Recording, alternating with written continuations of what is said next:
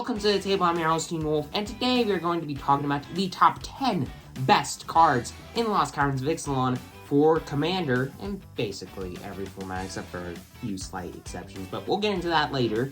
But anyways, with all that aside, hit that subscribe button, hit that like button, it's completely free, you won't regret it. With all that aside, let's get into number 10, with a card that I think can also see some pretty good play in Modern, for example, in the Amulet Titan decks, Spinking. A 3-mana enchantment, green enchantment, that says, hey, when it enters the battlefield, you get a kind of growth spiral-like effect, you draw a card, you can put a land card from your hand onto the battlefield, which is sweet. Now, if it's a cave card getting put into play this way, you gain 4 life, which is a fun bonus that's never going to come into play because caves suck. But the important part here is that lands you control enter the battlefield untapped. So all of those shock lands that you play in Commander that you can pay 2 life to have come into play untapped, you don't have to pay any life to have them come into play untapped. Any of the Triumphs that you're playing in your deck, they come into play untapped. You see what I mean. And in Amulet Titan decks, Modern, for example, oh boy, it's a worse version of the Amulet of Vigor, but still, you get what I mean. It's a good card in general because it's a good tool to have in your deck. But then number 9, Sentinel of the Nameless City, a 3-mana 3/4 Merfolk Scout in green that says, hey, when this enters, oh, and it has vigilance. When this enters or attacks, you create a map token. Which you may be thinking to yourself, okay, it's a 3-mana 3/4 vigilance, which is a pretty good body, but you make map tokens, so what? It's like card advantage, and if you target this, you keep buffing it up, or putting lands into your hand. And if you buff it up, you also get surveil value. Now, it's 9, so it's not a wonderful card, but it's a good way to make a creature that continually gets bigger. It's also got vigilance, so it can be a good blocker. And map tokens, they're not the best, but they're not the worst either. But anyways, then at number 8, we have Bloodletter of Alasas. This is a 1 in triple black, so it's a bit hard to play in certain decks that aren't just mono black. For a Bat Demon, I'm pretty sure, 2/4 flyer that says, hey, if an opponent would lose life during your turn, they basically lose double that life. So if this thing, attacking for 2, deals 2 damage to an opponent, they lose 4 instead. If you deal 6 damage to them with a burn spell or whatever, they actually take 12. So it's a good card. It's not the best because, I mean, this effect is running Commander in certain Commander decks, and this is definitely at a cheaper cost than most of those effects, but it's good. I just don't think that it should be any higher up on the list. Now, this is a card that I wish was higher up on the list, but the next couple of cards are going to be kind of insane. The card that I'm talking about here is Bonordraas, a 3 and double red dinosaur dragon, mono red at its finest, with flying and first strike, and it's a 5/5, so it's a pretty good body. And, hey, at the beginning of your upkeep, so it doesn't even do something when it enters, which is normally not great, but hey, we got Children of the Apocalypse in this world, and it's still a pretty solid card. It's worth $60. But anyways, this card says at the beginning of your upkeep, exile the top 2 cards of your deck. You may play them this turn. Now, here's the kicker. If a land card is exiled this way, you make a 3/1 dinosaur. Okay, so if I exile lands that I'll probably play as my land drops for the turn, well, as a land drop for the turn, I get a dinosaur. That's pretty good. And if it's a non-land, I get a treasure. So it can ramp you, it can get you card advantage, it can get you creatures, and it's a 5-mana 5/5 flying first strike. What's better than this? Oh, something like Ultratalk, Deepest Foundation, a pretty busted Commander. Probably the only reason that it's up higher than the Bonordraas is that card isn't a legendary creature. But Ultratalk is a 6-mana 6/6 legendary god, 4 and double white. And it says, and it's got vigilance, so 6/6 vigilance for 6. Yeah. It triples the amount of creature tokens that you make. If you make 1 creature token, you make 3 creature tokens instead. If you make 6 creature tokens, I believe it's not like you would make an additional 8, it just triples, like it flat out triples. If you make 6, you make 18. That's pretty good, not gonna lie. And when it dies, you transform it tapped, sadly, into a land that taps for a white, or you can pay 2 and a white tapping it and transform it back into the god. Only at sorcery speed, sadly, and only if you attack with 3 or more creatures. But if you're a token deck and you're running this as a commander for the token value side of it, that isn't going to be too hard to do. Now, here's a card that I thought would actually be higher up on the list, but let's just say my pre-release weekend was fun. I got to see a card played against me that was a bit more busted than I thought it was. But anyways, the card that I wish was higher up on the list is Bringer of the Last Gift. A 6 and double black, 6/6 flying demon. I'm not sure if it's a bat as well, but anyways, and it's got flying. And it says, hey, when this enters the battlefield, if it was cast, so you can't like just cascade into it. No, because you still cast it. Oh, right. If you like reanimate it from your graveyard or something, you don't get the following part, which is each other creature on your board and all of your opponent's boards gets sacrificed. And here is the reason why I think this card is busted. For each creature that wasn't sacrificed this way, return them to the battlefield. So you have like 6 creatures in your graveyard, you sack the 3 creatures that are on your board, those 6 creatures come back. And that happens for each player on the board. So chaos, which is fun, and if you're playing this in a reanimator deck or something with like big giant monsters, this card's gonna be fun. Let's go with that. Bringer of the Last Gift. Should it be high up on this list? I don't know. Leave a comment down below if you think that this card's absolute trash and shouldn't be on the list at all. But I think this card could be pretty busted. Plus, it's a board wipe, so... But it technically gets all your opponent's boards right back. Anyways, it's a good card, I think. I think it can prove itself to be a pretty busted card and do some pretty busted things. So then, number 4, which I just shy of the top 3. I thought this card would be lower, but then I saw it played against me. It shouldn't be lower. Alasas, Deepest Betrayal. A 3 and double black, 4/4 flying lifelink bat god that says, hey, when this attacks, you and each other opponent, or well, not you, the one that's attacking with the Alasas, each opponent discards a card. And if they can't discard a card this way, you get to draw a card. And if they discard a land card this way, you get a 1/1 back. So it's like, hey, do I want to give my opponent creatures that can fly? Or do I want to discard some powerful threats? And if you got no cards in the hand, then you're giving your opponent's cards. Oh, and did I mention that this is a legendary creature? Which means that it can be your commander. Which means that you can always attack with this and have your opponent discard cards. But wait, when this dies, you transform it into a land that comes into play tapped.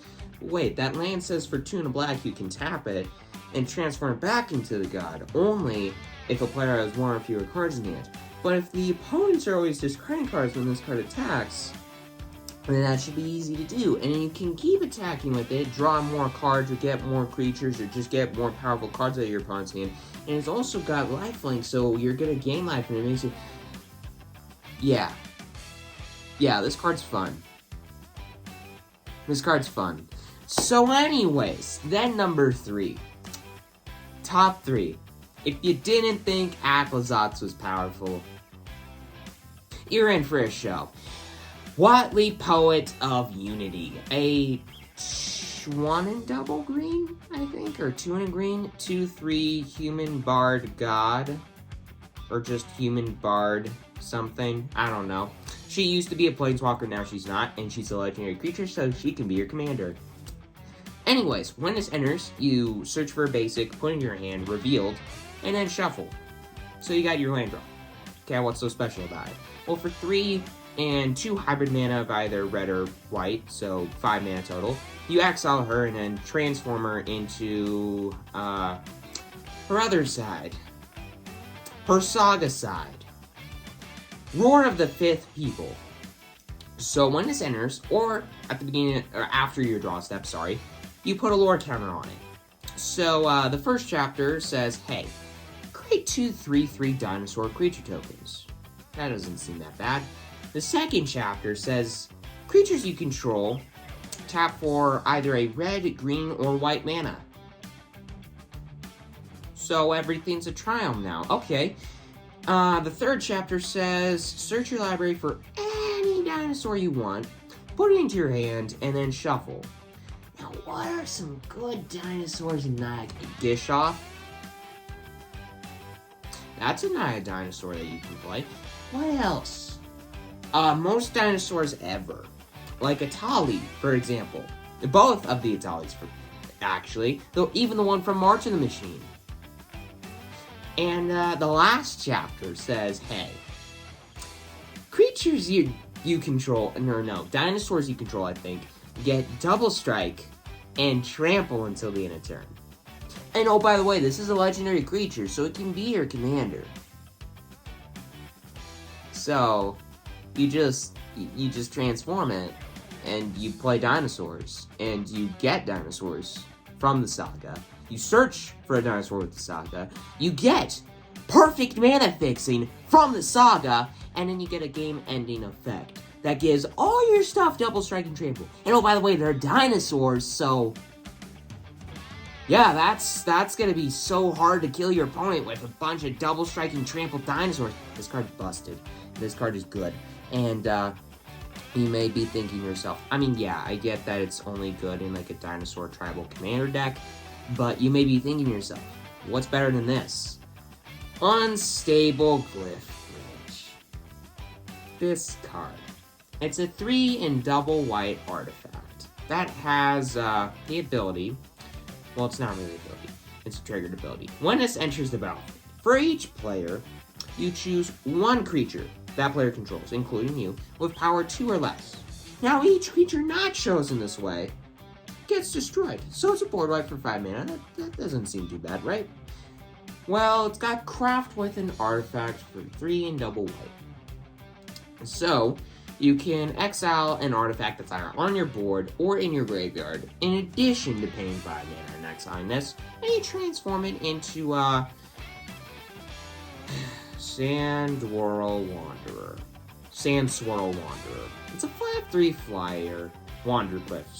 Sand Swirl Wanderglyph. It's a 5/3 artifact creature golem with flying. That says, hey, if an opponent casts a spell during their turn, they can't attack you or any planeswalkers you control. And if an opponent attacks you or a planeswalker you control during their turn, they can cast spells during their turn. So, you become the #1 threat on the table, and this thing has to get killed immediately. And here's the thing. Even if this thing were to transform into the other side, and your opponent's like, okay, I'm gonna kill it, they can't even cast, or they can't even attack anymore. So, it's a board wipe, and this card is just mean. This card's just mean, and I don't understand. If Huatli's better, leave a comment down below and tell me, because I think Huatli or Unstable Wanderglyph could be too. I feel like the Wanderglyph is a bit better because of how big of a threat it could be, not just in like a dinosaur commander deck, but in any deck that's got white in it. But then there's one, the best card in the set for a commander, but basically the best card in the set. And it just so happens to be a legendary creature.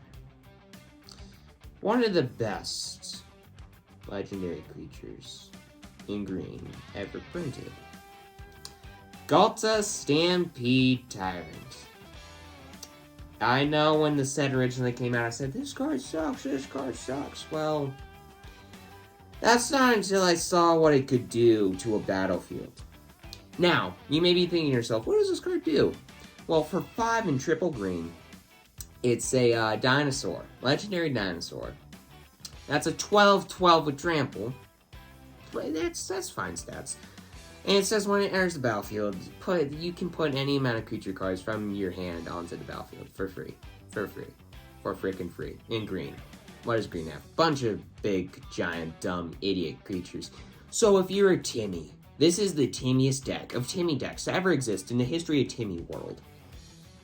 And this card is just insanely busted in what it can do to a battlefield. I mean, I probably can't put it up, but in a Covert Go Crew video, a Covert Go Blues Commander video, Galta, Stampede Tyrant, was being piloted as a commander by Ben, and he decided to play it, and then he proceeded to put a Hornet Queen on the battlefield, and the new Green God from Lost Caverns of Ixalan onto the battlefield, and that Doctor Who dinosaur that makes all historic permanents, 7/7s in addition to their other types. And one other thing, Colony Hydra, it's an 8/8 trample. And for 8 mana, you get all of those creatures and the 12/12 trample that is Galta Stampede Tyrant. Oh my god. This card just can be so good as your commander, or just in a green, like, Reanimator deck or something. Or, like, green-black Reanimator deck or something. But you play it, you just ramp forever, because green has a bunch of that. You play your Skyshroud Claims and your Nature's Lures, and your 3 visits and your whatnot. You play their Cultivates, and then you still got like 4 or 5 cards in hand, and then you play the Galta, and you put a bunch of creatures on the board. This card's good. This card's powerful. If there's any card on the list that you think should have been on the list, or cards that should have been placed higher or lower on the list, let me know down in the comments below. And for all that aside, thanks for watching, everybody. Have a great rest of your pre-release weekend, or your time enjoying Lost Caverns of Ixalan, and all of these sweet new toys for Commander and any format that you're playing. And with all that aside, see you next time, everybody, and have a great rest of your day.